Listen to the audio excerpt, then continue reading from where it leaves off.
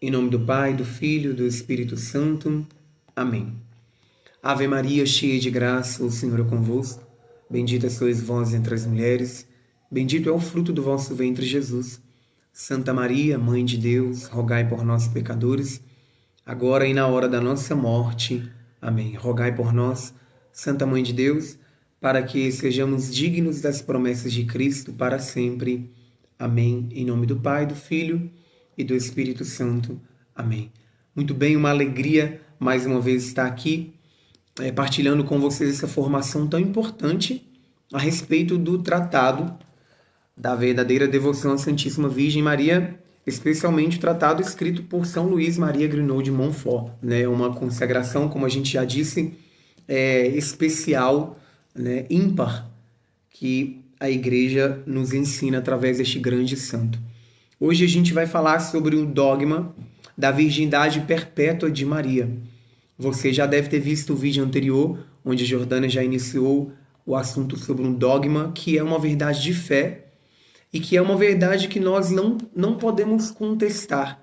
Diferente de algumas opiniões que podem, né, surgir de como foi, etc., de algumas pessoas, entre os cristãos, a Igreja atesta justamente o dogma como verdade de fé para que não haja nenhuma dúvida e para que ninguém ouse contestar essa verdade que é divina e atestada e confirmada pela Igreja. Então, sim, se você é um cristão católico e está assistindo esse vídeo, o dogma não é um direito seu de reclamar ou de não acreditar. O dogma é para a gente uma alegria imensa de uma verdade que a Igreja atesta como divina e que não tem volta, né? Uma verdade que perdura pelos séculos dos séculos. E uma dessas verdades, que é o dogma de Nossa Senhora, um desses 4 dogmas, é a virgindade perpétua de Maria. A Santíssima Virgem Maria é virgem antes, durante e depois do parto de seu divino Filho, sendo mantida assim por Deus até a sua gloriosa Assunção. Bom, é um assunto um pouco difícil, às vezes, de contextualizar, mas eu quero que você tenha atenção que certamente você vai entender bem o que isso significa. Bom, a gente, quando fala de virgindade, a gente pode relacionar a algo que é puro, né, que é limpo. Então, quando a gente fala de virgem, a gente fala de virgindade, a gente fala de pureza. Mas não são coisas iguais, né? São coisas diferentes. A virgindade na qual nós estamos falando aqui hoje é uma virgindade biológica, né? Corporal, para você entender bem. Diferente do contexto, por exemplo, me lembro de quando a gente tinha CDs, né? A época de CDs aí, quem vai lembrar? CD, DVD, a gente falava, esse CD é virgem, né? Então, esse DVD é virgem. Ou seja, a gente estava querendo dizer que é puro, não foi usado, então dava para gravar em cima, né? Enfim, então a gente pode usar essa expressão de ser virgem para relatar algo que é puro, o que não deixa de ser uma verdade. Mas aqui, além da pureza, é necessário expressar que essa virgindade ela é biológica. E a virgindade é algo muito sagrado, muito sagrado. É algo muito de Deus mesmo. E há 2 maneiras de vivenciar essa virgindade. Eu queria que você entendesse. Vou dar o exemplo aqui da mulher, claro, até porque a gente está falando da virgindade perpétua de Maria, mas você vai entender bem o raciocínio. Bom, então, Deus, quando cria a mulher, ele cria a mulher pura e virgem, né? Essa virgindade, ela primeiro pode ser entregue a Deus de uma forma celibatária, ou seja, a mulher ela não usará o seu corpo, usará aqui, eu quero que você entenda bem, né, o seu corpo para outro fim que não seja para entregá-lo a Deus, para dar a Deus como sinal de amor, como sinal de gratidão, como sinal de caridade, como sinal de oração, né, em penitência por si mesma ou pela igreja ou pelos pobres pecadores. Enfim, a igreja tem muitas virgens, mulheres que entregaram e consagraram a sua virgindade a Deus, né? Receberam de Deus e quiseram devolver a Deus essa virgindade. Muitas mulheres como Santa Cecília e tantas outras, né, que viveram essa experiência da virgindade.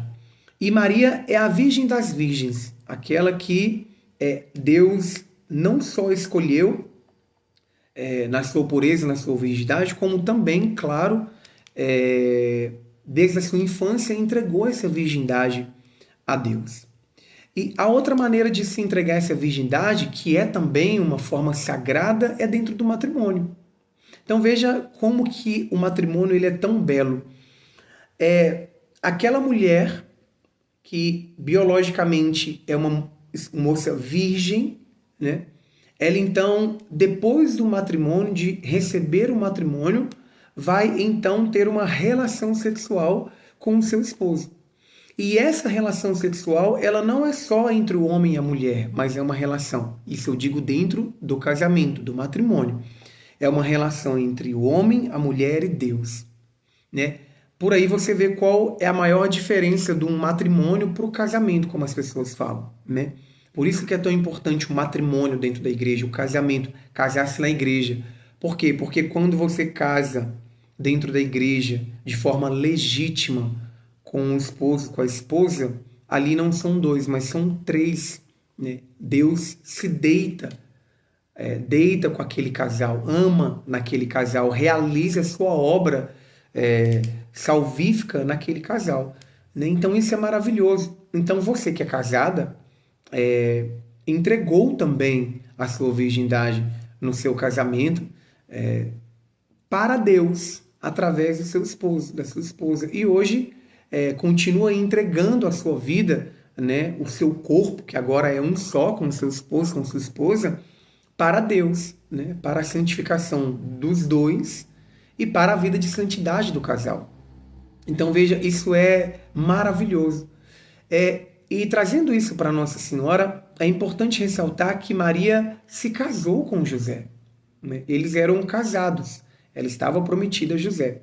Mas quando o anjo Gabriel anunciou a Maria, no Evangelho de Lucas, lá no primeiro capítulo, a gente vai fazer essa leitura, ela foi desposada pelo Espírito Santo, né? E é importante que Maria diz para o anjo, mas como isso vai lidar? Porque eu não conheço homem algum.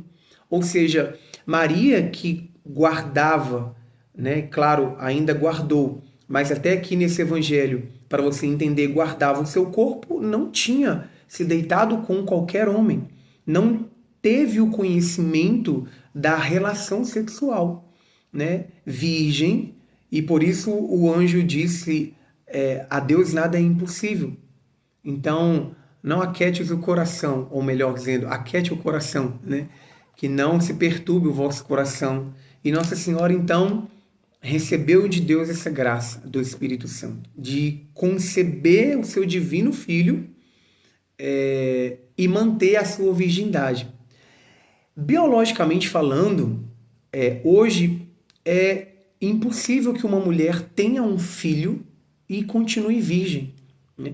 Porque é bem provável que a virgindade já vai se dar. Aqui eu não quero falar em perder, porque isso é um termo ruim de se falar, não é perder a virgindade, mas é dar, né, essa virgindade. No conceito do casamento, do matrimônio, então, ela vai dar essa virgindade, quanto mais quando se tem um filho, né? Então, biologicamente, isso é impossível. Mas não para Deus na realização com Maria. Maria, ela é a única mulher, foi, é e sempre será a única mulher que teve um filho, gerou um filho, homem, divino, claro, Jesus, um filho homem, mantendo-se virgem, e também é a única mulher que, por um milagre, por uma graça de Deus, continuou virgem antes, durante e depois do parto. Esse é o dogma da Santíssima Virgem Maria a respeito da sua virgindade. Nós não temos relatos, né, de como se deu este parto de Nossa Senhora, mas muitos teólogos e a tradição da igreja também nos ajuda a compreender isso, que o parto de Nossa Senhora, de Jesus, ali é um parto milagroso. Portanto, indolor, né? Tanto que o Evangelho vai dizer que Nossa Senhora que deixou Jesus envolto em faixas, olha só. Porque você que é mãe sabe da dificuldade de gerar um filho, né? Então a mulher fica muito cansada, ela sente muitas dores. Então, normalmente, hoje as coisas estão bem evoluídas, né? Então, normalmente é entregue para a enfermeira, para o médico, para o pai, e outra pessoa vai fazer todo aquele procedimento. Não, Maria estava ali plena, tranquila, né? Na sua fé, no seu amor para com Deus, aquele Deus que estava ali em seus braços e colocou envolto em faixas. Então, é um parto milagroso, né? Por isso ela continuou virgem durante e também depois do parto. E a gente tem alguns relatos de alguns filmes, né? Inclusive, tá para sair aí um filme na Netflix que fala da Virgem Maria. Claro que aqui não é assunto para isso, porque tem todo um outro contexto, né? De filme, enfim. Mas é muito difícil acreditar nesse parto com dor de Nossa Senhora. Por quê? Porque as dores do parto é um castigo lá de Deus, vindo lá de Gênesis, né? Por causa do pecado de Adão e Eva, ele falou com Adão: terás agora de trabalhar com seu suor e tirar da terra aquilo que há de comer, né? E disse para a mulher: agora você vai enfrentar as dores de parto, né? Então Maria, sendo virgem, puríssima, santíssima, Deus a preservou, né?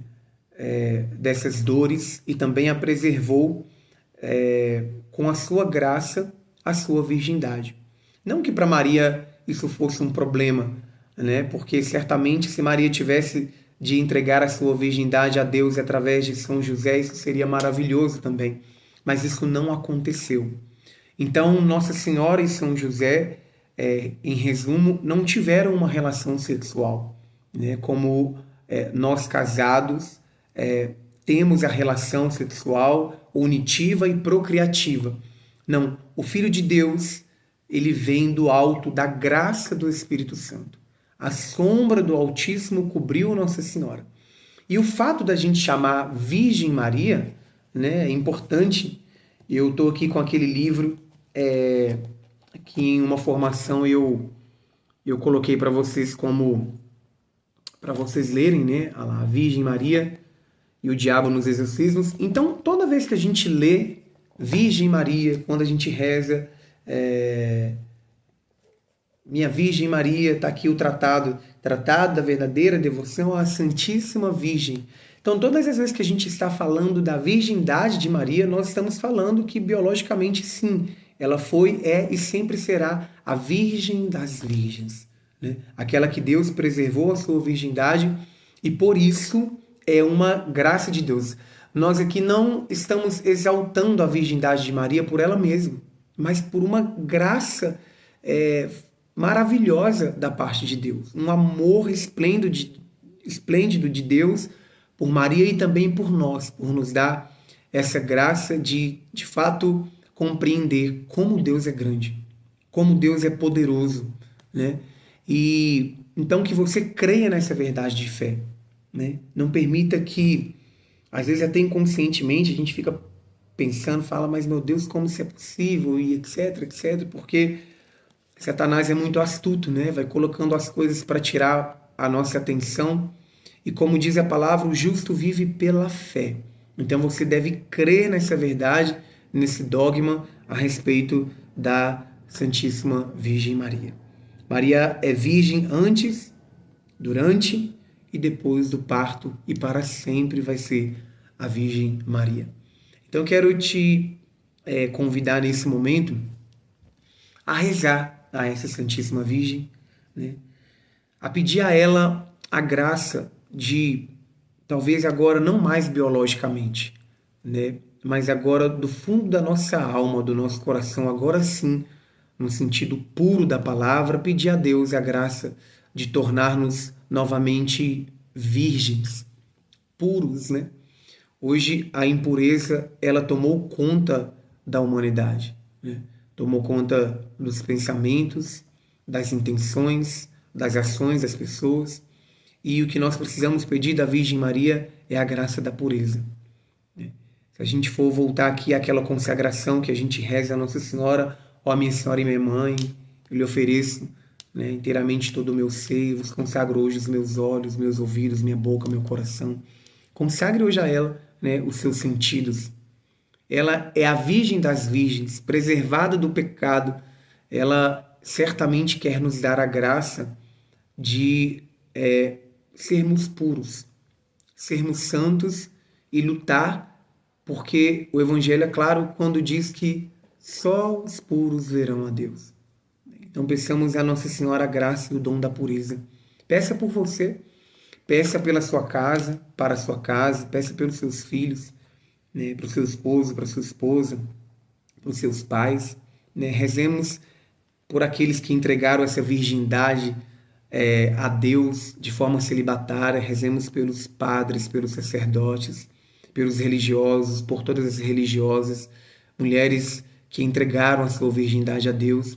E vamos rezar de modo particular também por aquelas que perderam a sua virgindade. Aqui eu digo perderam no sentido de que tiveram a sua virgindade corrompida na sua infância, né? Através de um trauma, de um abuso sexual. Isso é tão grave e nós precisamos pedir a Deus a cura para essas pessoas, né? Na loucura do mundo, Deus olha com misericórdia para aqueles que sofrem, né? Então vamos pedir por todos aqueles, especialmente pelas crianças. Quando Jesus diz, deixai vir a mim as criancinhas, porque delas é o reino dos céus, né? A gente tem que voltar até essa pureza de criança. Então vamos rezar pelas crianças, pelos jovens, né? Pelas mulheres que sejam mulheres virgens, que entreguem a sua virgindade a Deus com dignidade no matrimônio e que guardem essa pureza, para que um dia nós possamos celebrar no céu a graça de estar junto com a Virgem Maria, que nos defende das impurezas e das ciladas de Satanás. Deus te abençoe. Em nome do Pai, do Filho e do Espírito Santo. Amém.